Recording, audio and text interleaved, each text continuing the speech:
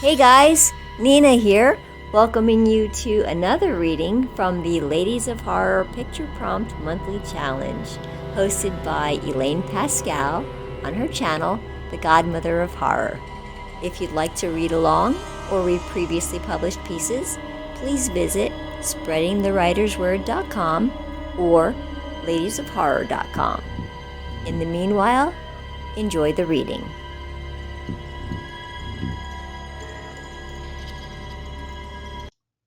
The Other Shoe Drops by Elaine Pascale.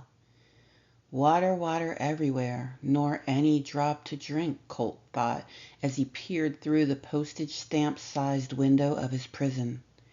He was to serve 20 years, alone on a vessel, with only a rope tethering him to shore. A basket was hung daily on the rope, containing his food and water.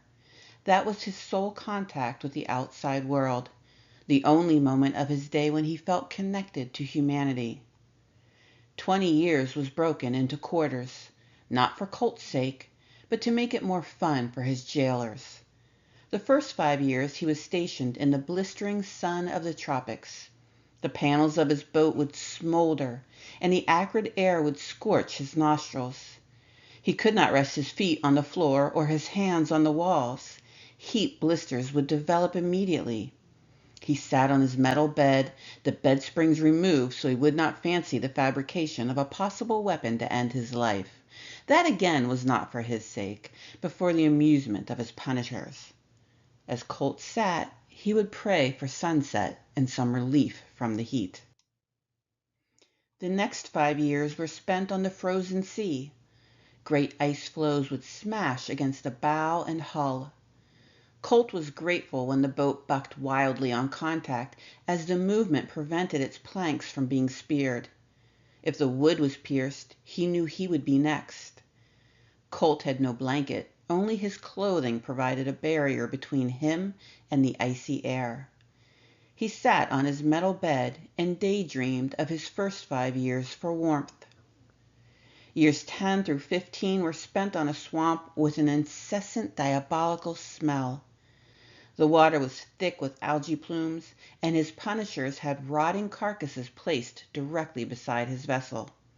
The rank odor entertained his punishers, but the bugs pleased them even more. The covering was removed from his small window to allow the bloodsuckers access to his flesh. There were few spaces on his skin that were free of swollen bites. Colt sat on his metal bed and wished for a few ice floes and Arctic air to put the bugs into a deep freeze. Colt served his final 5 years on a deep lake. Colt knew it was deep as nothing bumped the boat's keel. The environment was tranquil. It was tepid. He kept waiting, waiting, waiting for the brutal punishment to arrive. Certainly they weren't taking it easy on him. At no time in the prior 20 years had a thought been spared for his comfort or sanity. He was months away from release when the punishers decided on the final act for their enjoyment. Colt sat on his metal bed, praying, dreaming, and wishing for nothing. He could not focus for the sound of the ravenous, gnawing termites. They were making short work of the wood that protected him from the deep water, from the dark, deep water that would absorb him before his sentence was complete.